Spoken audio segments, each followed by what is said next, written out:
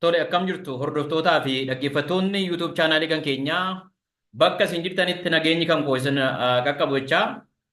Guyyaa har'aa guyyaatti irreechi horaa harsadee kan bishooftuu guyyaa inni itti kabajamee ooleedha. Kan bara 2017 jechuudha.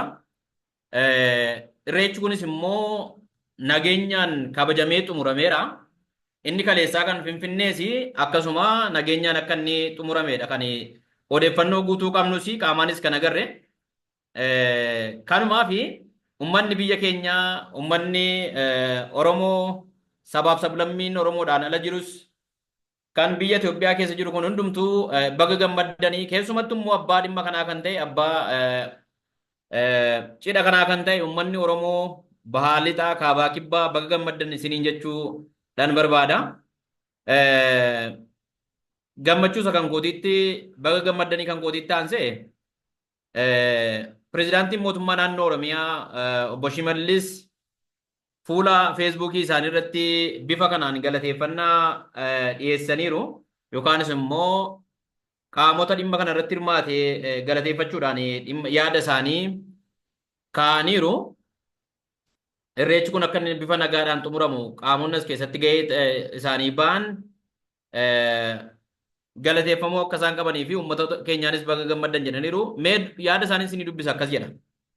Hunda dura uumaa keenya irreecha hora Finfinnee fi harsadee nagaan nu of kolcheef galatan qaba. Itti aansuun sabaa fi sablammoota golee biyya keenyaa hundarraa akkasumas lammiilee biyyoota adda addaarraa dhufuun jaalala obbolummaa ayyaana irreechaa irratti nu waliin qooddattan akkasumas uummata magaalaa Finfinnee, uummata magaalaa Bishooftuu fi qaamolee qooda fudhattoota milkaa'ina ayyaana kanaaf hojjettan hunda maqaa kiyyaaf maqaa mootummaa naannoo Oromiyaatiin galata onni irraa madde isiniif dhiyeessuun barbaada jedhaniiru.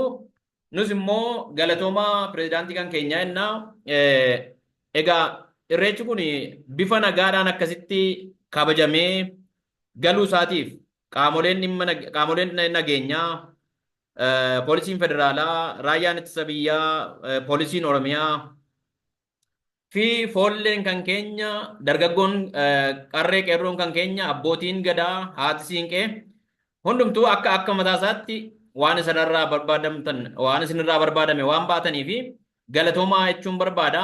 Qooda isinirraa barbaadamu baataniittu hundaa olitti immoo itti dabaluudhaan namoota baay'ee galateeffachuun dirqama ta'a. Garuu immoo namoota sadii addumatti galateeffachuun barbaada. Tokkoffaa muummicha ministeeraa Itoophiyaa Dr. Abiy Ahimedin, pirezidaantii mootummaa naannoo Oromiyaa obbo Shimallisii fi bulchaa magaalaa Finfinnee Aadde Adaanach Abeebee addumatti galatoomaa isiniin jechuu barbaada.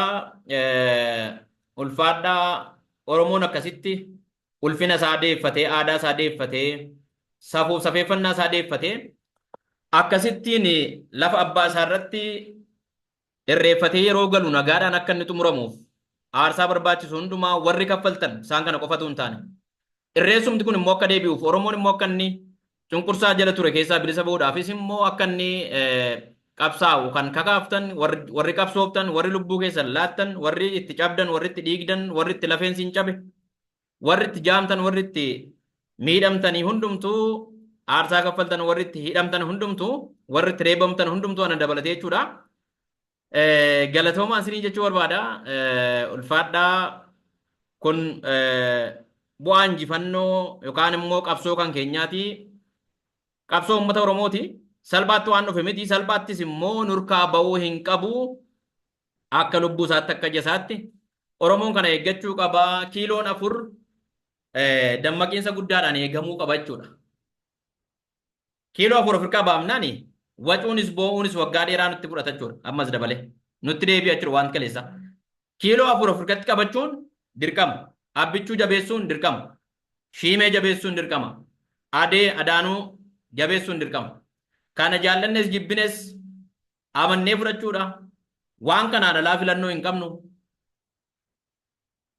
Itti jabaadhaa bakkuma jirutti wal jabeessinan siniin jedhaa. Ulfaadhaa baga gammaddanii baga geessanii jechuu barbaadeetanii irreecha gaarii birraan birraa gaarii nuufa ta'u nagaa qabaadhaan siniin jedhaa. Nagaan naa tura.